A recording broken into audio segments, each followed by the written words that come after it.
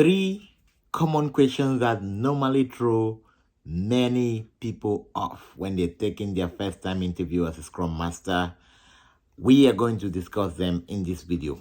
Hello, welcome to the Scrum chat room. If you're new, hit the subscribe button, like, and if this is going to benefit you, don't hesitate to share. And if you want to be part of our mastermind group where we teach people how to properly address questions, how to build their case study, check out the link below and feel free to reach out to me by text, by email, and I will get back to you. All right, without wasting much time, we keep it real here, guys. Let's go straight to the point. What are three questions that normally throw first time interviewer as a Scrum Master? The three main questions. Number one, how many story points does your team normally take during a sprint? This is a tricky question, but it's also very easy to answer. And it's kind of, I know you know about sprint planning, you can estimate every step, but most often, many people don't pay attention on, okay, if I'm building a case study, how many people were, how many developers do I have, and how many story points can that build in a sprint? Now, why this is kind of not a fixed answer, the common way to kind of estimate if you have not been in a practical environment, what is the average number of story points your team can build? Let's say average Scrum team is about 10 people, but most often you're going to see like 8, 9 people or so, including the Scrum Master and the product owner, which means that you might have about 6 active developer, front end, back end developer or so. And now you consider that in the spring, which is 2 weeks, they are actively 10 working days. The first day is mainly for spring planning. The last day is for review and retrospective, which means that they're actively 8 working days. And in Scrum recommend that you assign a story point per developer during the sprint, which means that if you have 16 members, you have about 48 story point on average. But most often, it's going to be plus or minus 48. So if I ask you as an interviewer, how many story point does your team take every spring? Your response should be something like this. Okay, I had 6 developers in my team, and my story point, the story point we build per spring kind of fluctuates somewhere between plus or minus 48 because we're 16 members in. I had 6 developers in my team. Now, the second question, which often throws many people off, is that what does the QA do during your sprint? Right. Now, this is because many people, they just know, oh, we have developer, we have the Scrum Master, and then we have the product owner. So like, oh, QA?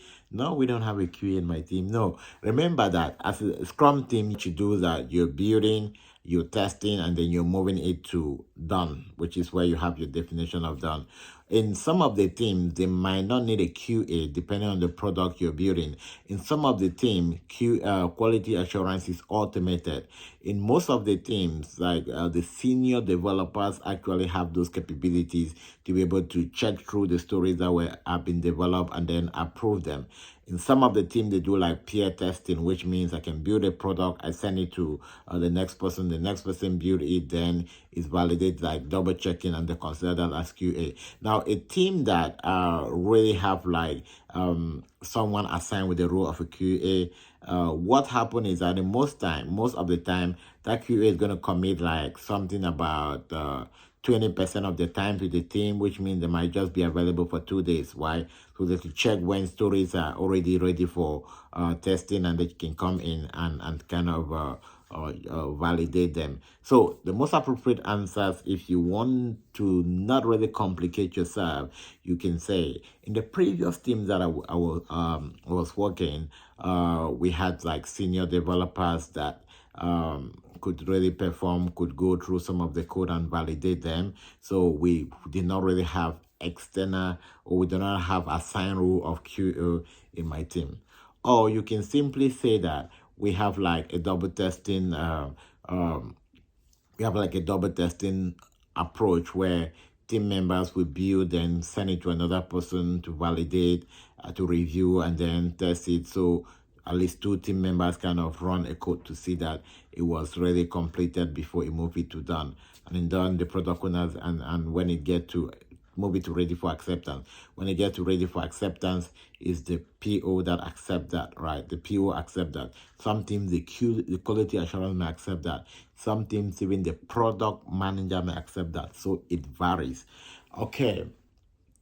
The third question that threw a lot of people off are like, who are some of the stakeholders that participate in your sprint review? I know we know that all the sprint reviews are attended by stakeholders, but who are the stakeholders? So this kind of question kind of freak a lot of people up. Now, the stakeholders, most often they're not talking about, I know you're going to tell me, the customer, but what's the customer?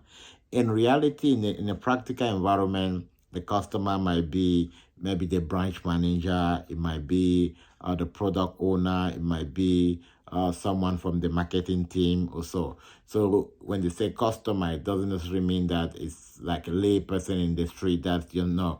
The customer is like the person who is demanding you to be able to develop that product. So that person demanding can just be an upline manager in the team. So in that case, that upline manager is going to be the customer. And some of the team I've worked with, like we're building a product for let me say AT&T, and AT&T is going to send a representative to come participate, right?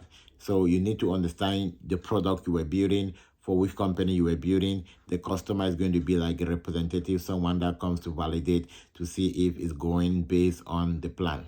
All right, those were 3 key questions that sometimes normally throw people off.